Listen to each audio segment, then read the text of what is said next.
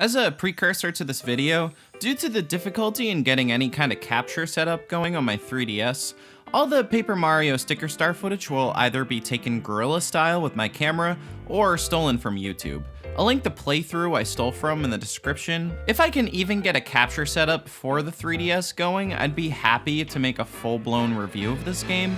For now though, the debate topic style video is probably the best I can do with this. It's a very interesting diversion from my usual review style, so I hope you enjoy. Why would I defend this game? Why would I even make the case?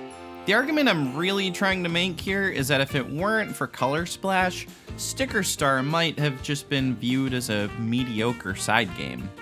In fact, in my eyes, that's exactly what it is. I just think the context this game was released under did so much to hurt it, right? It felt like somewhat of a middle finger from Nintendo or something. After Super Paper Mario was released, fans were very split on the shift away from being an RPG. They felt like the story was so far gone with all the people basically being shape-themed that the game had gotten away from the charm that came with the first two games. In a way, you could say that Nintendo totally listened on this one, just to somewhat of an extreme. You only want an RPG? And you don't want characters to veer too far from the familiar? Okay, fine then. Here's your basic upon basic, paper-ass motherfucking Mario. It gets a bit more complicated than that, though. Upon playing early versions of Sticker Star, Miyamoto showed disappointment that the game just felt like a rehash of Paper Mario: The Thousand-Year Door. He proceeded to make comments like, "Do you really need this much focus on the story? You would be fine just with original Mario characters." He has a tendency to show a lot more interest in new mechanical ideas than story ideas. In my opinion, it's one of the things that makes Nintendo so good at game design, but at times, so bad at storytelling. To be clear, the original cast of characters seen in Paper Mario: The Thousand-Year Door is practically on another planet. It's so much better, but let's be real. This could be worse. It could literally start with like a cake arriving for Paper Mario and Paper Peach, and out comes Paper Bowser. He peels the cake back from in front of him and storms off with Princess Peach. Mamma mia! There was also a general shift from Nintendo in this direction. It wasn't just Paper Mario. Take all the Mario games, moving further and further away from open designs and more towards straightforward levels. Much like their 2D games used to be, to the point where they include level select screens, while they were releasing 2D game after 2D game that were much like their old 2D games.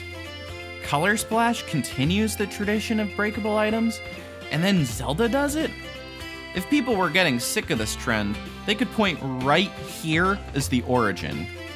But in isolation, how bad is this game? Really? So let's consider the platform for a second.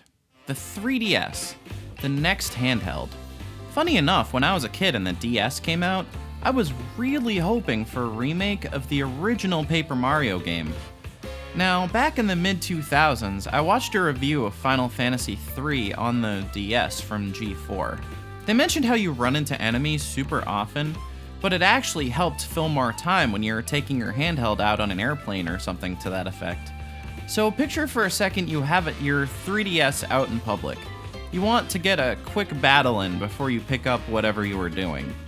I believe the Sticker Star system they came up with is the quickest way to get in some sort of like short burst Paper Mario action in, right? If you were using the 2000s method of simplifying the experience in consideration of the form factor, the choices made in this game actually start to make a lot more sense. If this is your handheld experience for Paper Mario and not what ultimately ended up shaping the new direction for the series, I think this game suddenly becomes a lot more forgivable. A scaled-back Mario game seems pretty appropriate for a handheld console, especially considering the original Paper Mario game is the ultimate beginner RPG. One of the things that makes it so good is how it manages to take core RPG concepts and simplify them with low number sets and simple concepts that they make fun with action commands.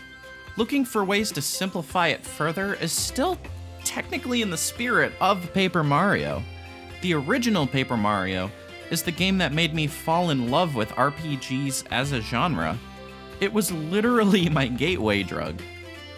It also consisted mostly of stock Nintendo characters.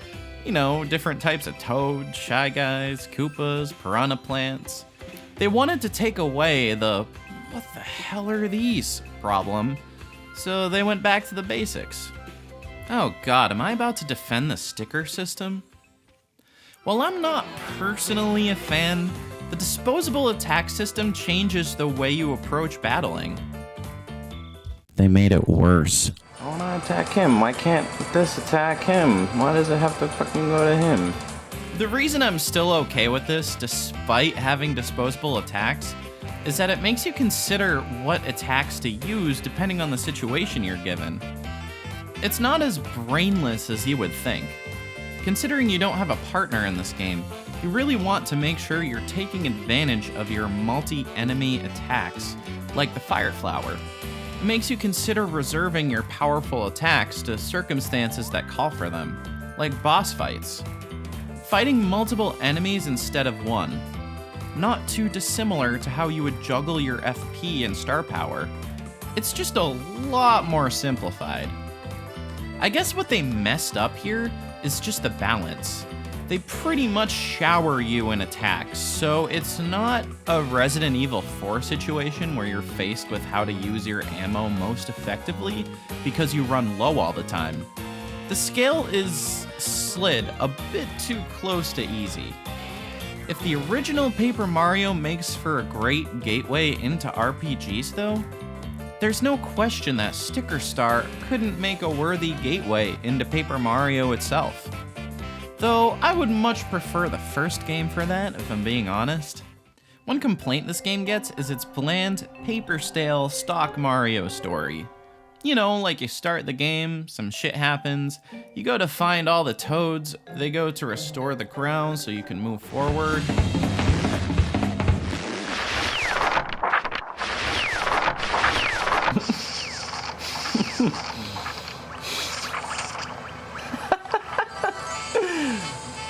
Oh my god, that shit gets me every time. One simplified, handheld Paper Mario game doesn't sound too bad when separated from the context we have of Color Splash and Origami King, where this set the direction of the series for the next two games. I've spent a lot of time defending Nintendo's decision-making process through this video, as well as my review for the Thousand Year Door, but the fact remains, a lot of people have disdain for this game. It's just, when this game came out, Thousand Year Door wasn't that old yet. We saw a true artistic peak for Paper Mario, a gold standard. Watch them experiment with Super Paper Mario, tell us they heard it went too far and decided to go back to their roots. Then it didn't feel like what we expected at all. The battle system was completely different. The aesthetic variety was completely lacking. It felt totally vanilla by comparison. Then Color Splash comes out with this weird crap, and we point the finger back here. This is where the concepts that ruined Paper Mario started.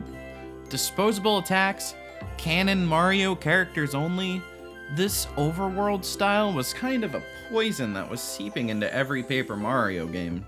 Okay, back up though. That's something they haven't tried yet. A Paper Mario with design principles more akin to straightforward linear levels as opposed to an open area? For Paper Mario though, I don't know, that's interesting to me. If there's one thing I can praise this game for, it's that the overworld level design was actually quite solid.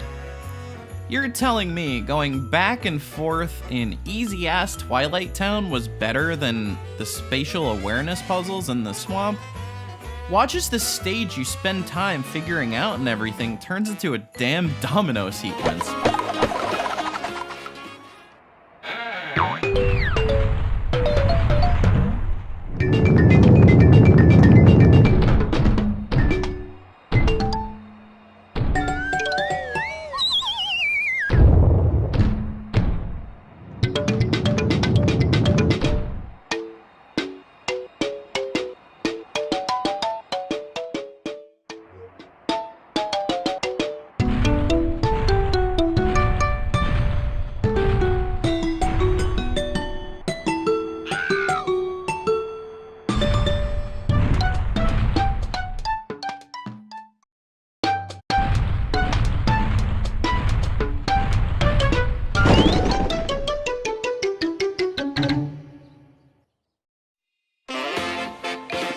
God damn it, that's actually really cool.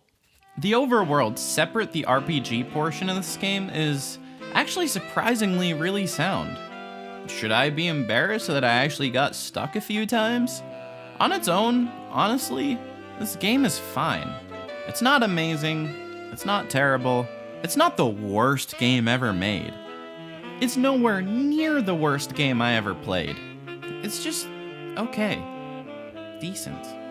Fine, even.